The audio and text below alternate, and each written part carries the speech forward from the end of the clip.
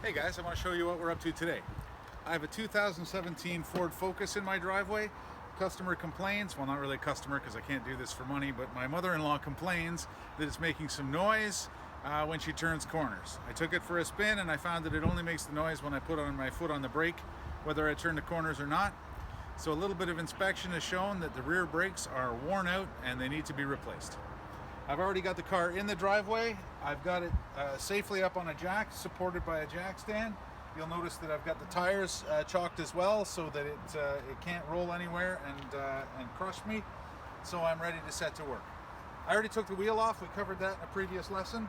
So we've exposed the brake here. It's a rear disc brake model. So it's got the caliper and a brake disc. And if you look real closely, you don't even have to look that closely. The disc is, well, it's been scraped and is deteriorated because the pads inside the caliper were completely worn through, and now it is, well, the technical term might be gooched. It requires a replacement. So I've got replacement pads that are going to go inside the caliper, and I've got a replacement disc for it. Now I want to show you the special tools and supplies I've got out just to do the job. Okay, so in addition to the stuff I needed to get the car up in the air and the wheels off, I need some special tools and supplies to do this job.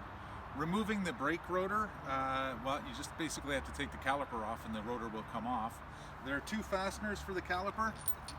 There's a Allen wrench that's a 6-sided hexagonal insert. This is for removing the slide pins for the caliper. And there's just a simple 15 millimeter hex-headed socket that's going to remove the bolts that are holding the saddle for the caliper on. Special tools, I've got a caliper compressor. This is for winding the caliper back into the car after I've removed the brake pads.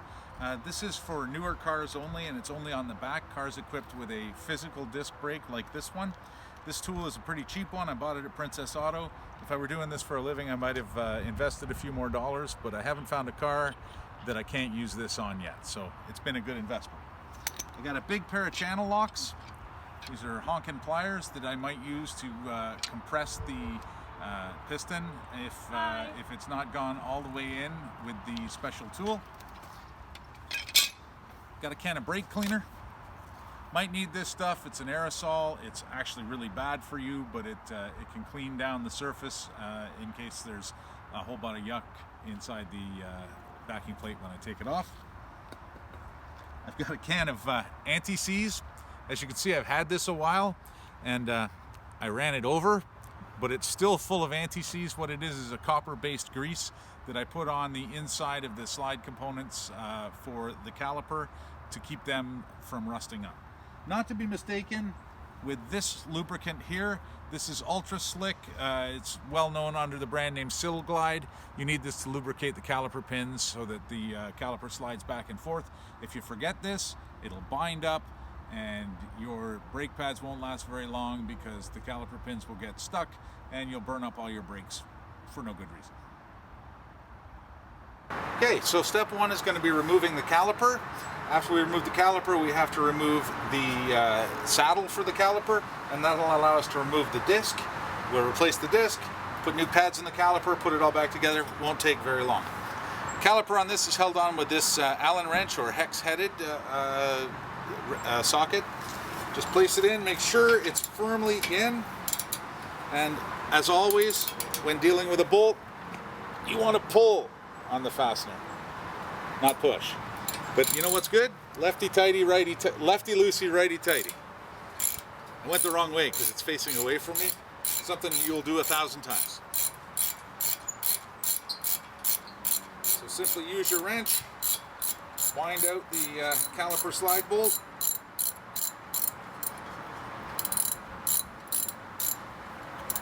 Okay, that one's loose. Same with the lower.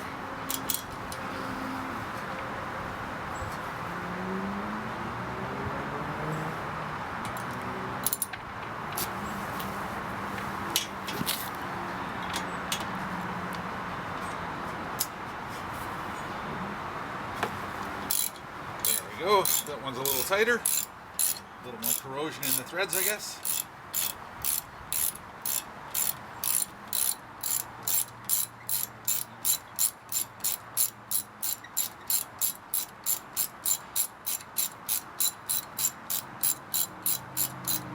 goodness for a socket wrench. The ratcheting action makes this a lot faster than it would be otherwise. So, once you've got it clear of the threads, push the bolts out, and then you should be able to just remove the caliper by sliding it up.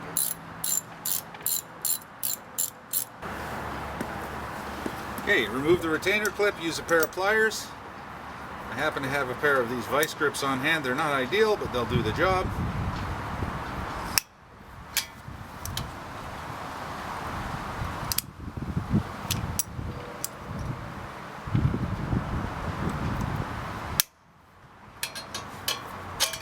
There we go. Take the retainer clip, set it aside, make sure you don't lose it. You won't need the pliers again. And then when you've got that off, then the caliper should slide out of the saddle that it's in.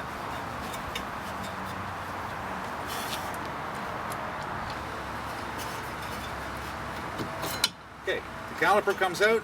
I'm going to take the slide pins out and set them aside.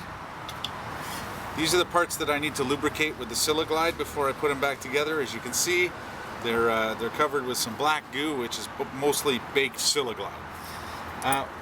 Try not to leave the caliper just hanging by the hoses that it's on. You can use a piece of wire to support it. In the case of this car, there's plenty of things for me to hang it on. I'm just going to rest it back here on the stabilizer link and make sure that I'm not pulling on the flex hose or the actuator cable for the physical brake.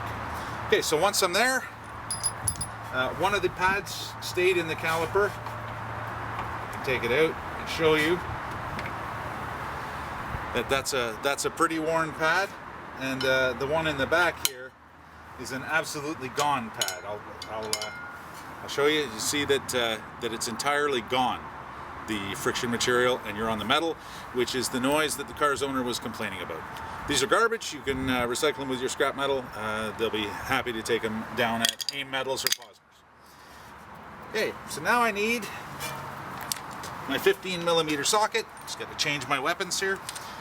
I'm going to use this to remove the saddle from the backing plate.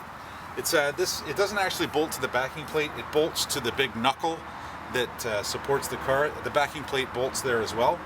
The job of the backing plate is to keep slush and stuff from splashing up and sitting on the backside of the rotor and causing corrosion and other problems.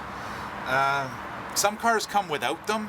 There's some theory in automotive design that leaving the backing plates open so that air can get in and dry the surface, especially since brakes make so much heat, might prolong the life of the metal. Most North American manufacturers, however, do include the metal backing plate. So you just put your 15mm socket over the saddle bolt. Make sure it seats firmly.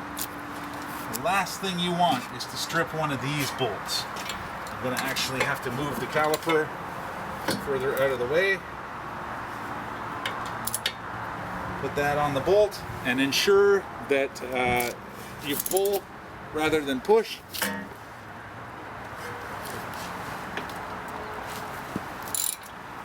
Now, as you can tell, there's a fair amount of torque holding that bolt. I'd guess somewhere in the neighborhood of 100 pounds, about the same as is used on the wheel nuts. So you're going to have to put this back together tight.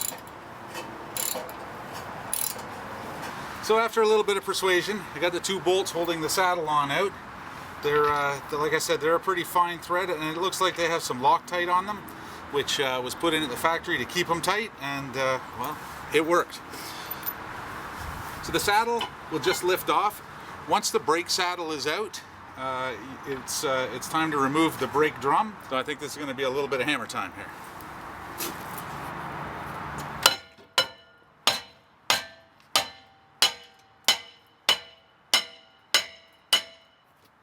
Okay, and that's freed up the disc, and it just slides off. Oh, this doesn't have the drum inside. Okay, never mind, I lied to you. So that's why it came off so easily, and there was no adjuster for it. So the disc brakes actually are the emergency brake as well on this vehicle. So just to give you some compare and contrast, this is a new brake rotor, and this is the old brake rotor. And if you look at the back, you can see it's definitely pitted and scarred. If I put new pads on that, it'd be so rough that it would be very abrasive and the pads would have a very short life. Sometimes you can actually get your brake rotors machined. In most newer cars, that's not true. They're very thin to begin with, and if I were to machine any material off of that, the first time I stepped on the brakes and it got hot, it would warp. They're basically designed to be disposable components, as are the brake pads. So I wanted to also show you the difference between our worn out brake pad and a new brake pad. As you can see, if I look at it sideways, even the good one has considerably less friction material on it than the new one. This material here, these are metallic pads, so you can see the little shiny bits in there. They're flakes of metal. We also use ceramic in the construction of brake pads, and in the old days we used to use asbestos. Asbestos was a really good material for lining brakes. It wasn't abrasive like this. It wouldn't ruin the brake linings, like wouldn't ruin the discs and the drums. And it was very heat resistant. It just happens to be very poisonous for people to breathe. So we don't use it anymore. All right, so assembly is more or less the reverse of disassembly, with one difference. This caliper has a piston in it that I need to retract. And looking at it, this is the type of caliper that needs the special tool to thread the piston back in. So I'm going to get that out, and I'm going to do that now. So you get the tool, you adjust it, you place the two little pins on the grooves that are in there, back it out so it's holding tight, and then you can twist the entire piston clockwise, and as you'll notice, it's threaded and it will start to retract into its housing. As it does, I can back off on the tool here, which allows me more room and lets me get more force on it to retract the piston all the way into its housing. So right till it bottoms out, that's there. And the reason this happens, the piston comes out further as the brake pads wear to hold them tight against the disc. So as they wear, the piston comes out and it doesn't retract by itself. When you replace the pads, you're putting much thicker pads and a new rotor on, so there's a lot more space. You have to get the piston to retract before you can do that. Okay, so once you've done that, you can just loosen off the special tool, save it. You're going to need this stuff on the other side. The new rotor should be no problem to put back on. It just slides over, just like the old one. If you look,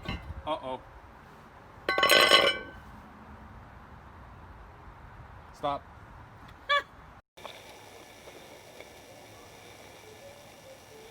Alright guys, we're back after a little bit of a difficulty. Yesterday I put together the brake system, was about to put the rotor on, and observed that it was the wrong size. I got the wrong brakes. This is the sort of thing that happens to you all the time. You just need to correct it by going to get the right brakes. So I went and did that. I've got the right rotor, I think. Looks the same size as the other one.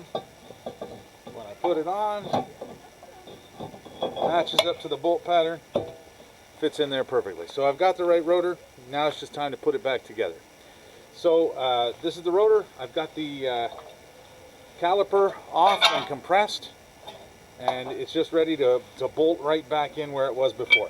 Now, if you'll remember, I had an awful time with the caliper pins, not the caliper pins, with the bolts for the saddle. So what I'm going to do is I'm going to use a little bit of my anti-seize compound. Now what this is a copper grease, and it'll just keep things from corroding up. The reason that things get so corroded in a braking system is that there's a lot of heat involved. See this bolt, this car is not very old, but it's very rusty because this part of the car gets very hot when you put the brakes on, because if you'll remember, all the energy of the forward motion of the car gets dissipated by the friction of the brakes as heat when you put your foot on them. So it gets mucho hot. So I've got to put the saddle on first. Oh, careful that line there. We just want to make sure that the brake line doesn't get stressed.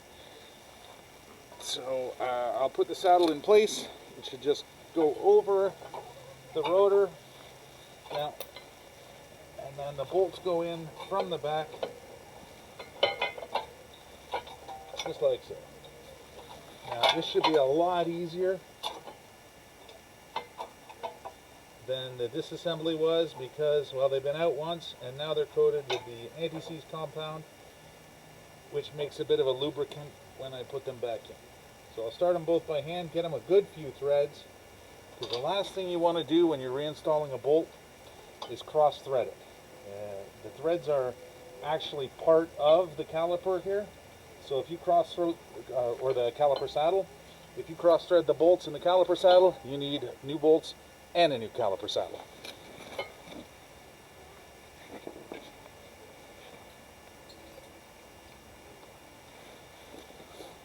Okay, so just grab Mr. Ratchet, make sure it's set for tighten, and we'll wind these on. Again, the threads are fine, so you're going to be here a little while.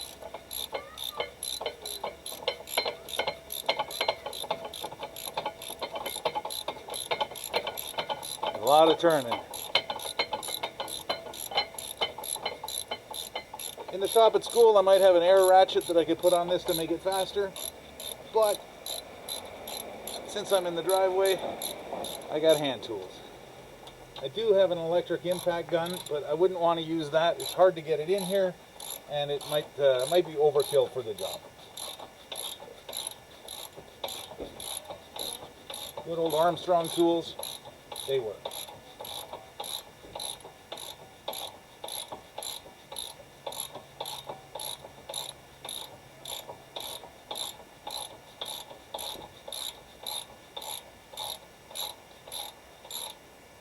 Okay, now when it comes to tightening them, the torque spec on these is quite high, like it's north of 100 pounds, which is about as much force as I can put on something by hand. So I'm just going to crank them down. Now if these fail, it's a really bad situation.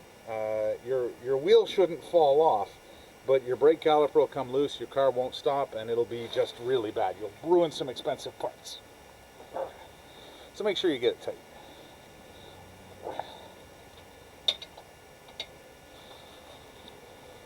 There we go. Tight as I can make it. Alright, next step, reinstalling the pads when you put the caliper on. So, calipers here. The inside pad for this particular car has a spring clip on the top of it just to push the pad down. And the outside one has a retainer clip that we're going to put on after we get it installed into the bracket. So you put the pads on first, then you slide the loaded caliper, that's what you call it once you put the pads on it, into the bracket. Now, sometimes it requires a little persuasion, but not this time. I just put it together slightly wrong, I think.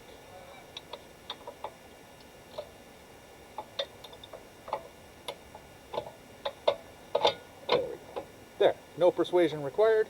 So I got it there, and now it's time to install the caliper pins. Now you'll remember I said something about this. They need to be lubricated. Okay, so here's the silicone lube for our caliper pins. Ultra Slick, this one's called. Just clean off any of the old gunk and lube that's on them. Good scrape with a thumbnail will help. If it's really bad, you could use a wire brush, but for these ones, just a good scrape will do it. Clean them up. Put some new lube on them. Now, you almost can't use too much unless it gets all messy and overused. So do that. Push them in. Do to the other one as well. Okay, again, these are threaded and they're soft, which means you got to be careful about cross-threading them, because if you do, you'll ruin them. Now, caliper pins are cheap and easy to replace, but they're not here, they're at the parts store. So in order to avoid a trip to the parts store, I'm going to be careful with them. I'm going to thread the first couple of turns by hand, dropping my hex head here. So I'll just put the hex head in so I get a nice big surface to hold on to. And I'll put the first couple of turns in by hand on them, just to make sure I haven't cross-threaded them. Right? They're nice, they're in the hole correctly, they're moving freely.